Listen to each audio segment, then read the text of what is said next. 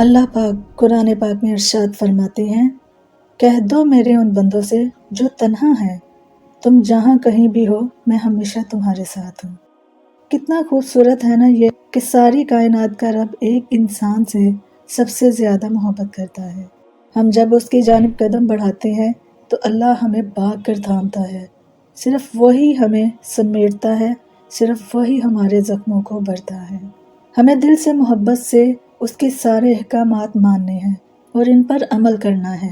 ہمیں اس سے ہی مدد مانگنی ہے، ہمیں صرف اسی سے دل کا حال کہنا ہے۔ ہمیں اپنی خواہشات پر اس کی رضا کو ترجیح دینی ہے، اس دنیا پر اس کی محبت کو ترجیح دینی ہے۔ آنکھ بند کر کے حکم الہی پر لبیک کہنا ہے، اس کے کن پر فیکون کا معجزہ دیکھنا ہے۔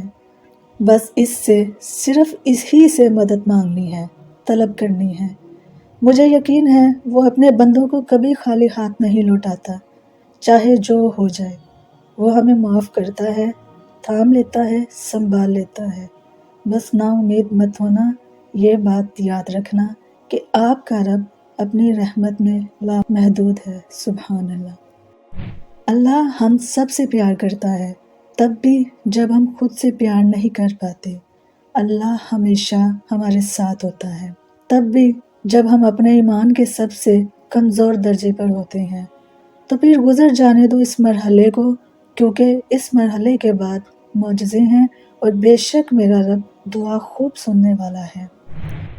اللہ پاک قرآن پاک میں ارشاد فرماتے ہیں، کہہ دو میرے ان بندوں سے جو تنہا ہیں، تم جہاں کہیں بھی ہو میں ہمیشہ تمہارے ساتھ ہوں۔ سبحان اللہ۔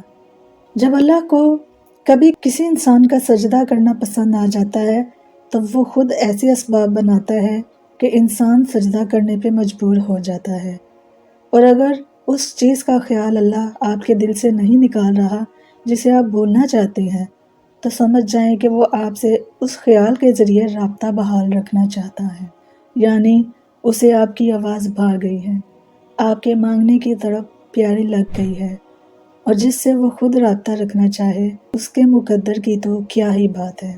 بس پھر جو سجدے میں گر جاتا ہے اور اللہ کی محبت کی لاج رکھ لیتا ہے تو پھر اللہ بھی اس کی محبت کی لاج رکھتا ہے۔ بکھرنا عارضی ہے مگر اس کا سمیٹ لینا مستقل ہوتا ہے۔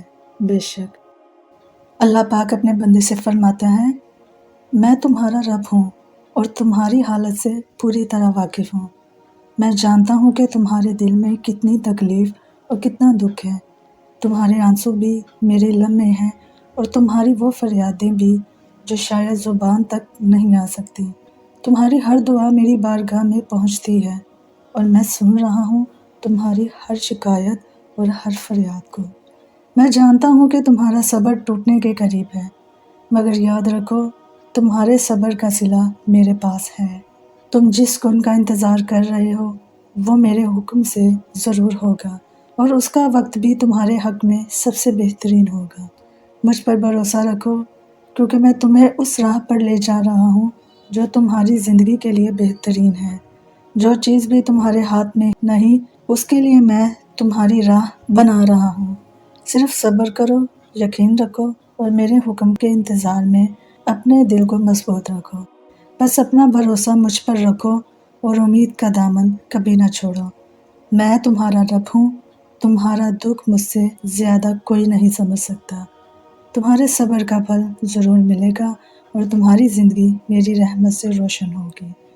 اگر آپ سب کو اللہ پاک کی ان باتوں پر یقین ہے تو کمنٹس باکس میں آمین ضرور ٹائپ کیجیے گا۔